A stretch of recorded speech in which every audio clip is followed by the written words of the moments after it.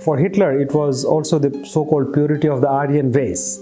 In the case of Zionism, you have to also see that Zionism is not necessarily a complete negation of Nazi ideology. One obvious commonality is that both these ideologies are based on exclusive nationalism. So in the case of Israel, it is the state, a Jewish state. And in the case of India, of course, in the beginning it was said that it is a secular state, but as it is becoming increasingly clear that it is moving more and more towards an idea of an ethnic Hindu state.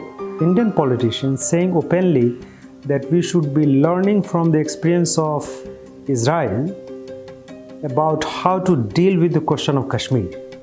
Israel is the only democracy in the Middle East and India is the largest democracy in the world. So this alliance is basically between democracies, but this is not what it is. There was no genuine election ever allowed in Kashmir. So this is what you also see in the case of Palestine, that Palestinian people do not have sovereignty to make their own decision.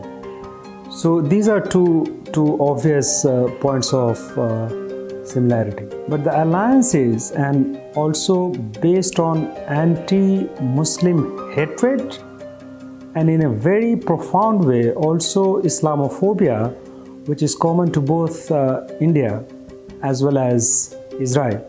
So recently when Israeli assault was in full swing against Gaza, you had probably several hundred Hindus marching to the Israeli embassy in New Delhi, and the leader of that march was a former army officer, and he is telling the media that let Israel allow us to join the army.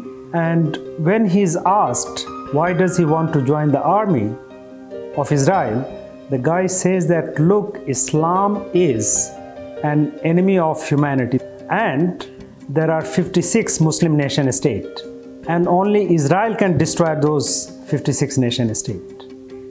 So this is a clear example of Islamophobia bringing these two nation states in alliance. The word Hindutva and two main ideologues of Hindutva are Savarkar and Golwalkar. And Golwalkar is very clear in his book as far as his admiration for Nazi ideology is concerned. He wants to imitate them. The idea of a pure ethnic nation of authentic Indians, by which they always mean Hindus. Of course, it is a racist idea as well.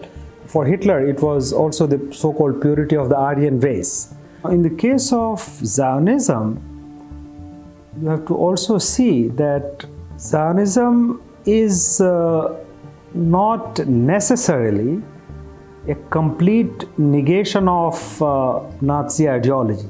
In some ways, they actually reproduce what was said about the Jews. So in the sense that if Germany wanted to have an ethnic, pure, so-called pure German nation state, this is what you see in the case of creation of Israel too. Colonial structure continues even today. So whether it is Kashmir or Palestine, I mean, as you know, the British rule is said to be premised on divide and rule. You see the same thing being practiced by Israel in Palestine. So this ethnic ideology of being Israeli and Indian, it is not something which is simply a discourse, but it has been also put in terms of law.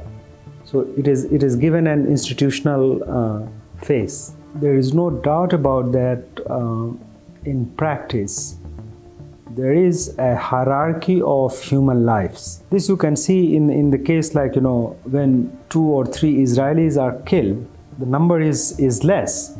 but the value which is attached to that life is more than the life of Palestinians. Another point which is important, once you have this hierarchy of human lives, then it follows that the action by certain group in more or less similar condition you will decry, whereas the action by other groups becomes praiseworthy.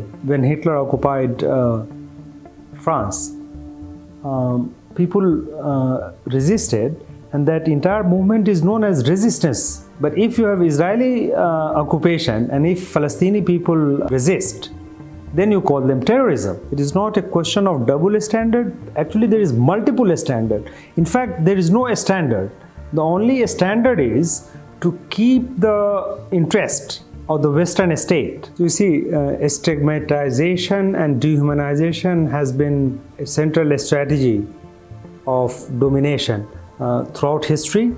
So you see, when his Israeli defense minister describes Palestinian people as human animal, right? And there are some other statements. אנחנו מטילים מצור מוחלט על העיר עזה. אין חשמל, אין מזון, אין מים, אין דלק. הכל סגור. אנחנו נלחמים בחיות אדם ואנחנו נוהגים בהתאם. Now, Home Minister of India, Amit Shah, many years ago, he had described Muslims as insects.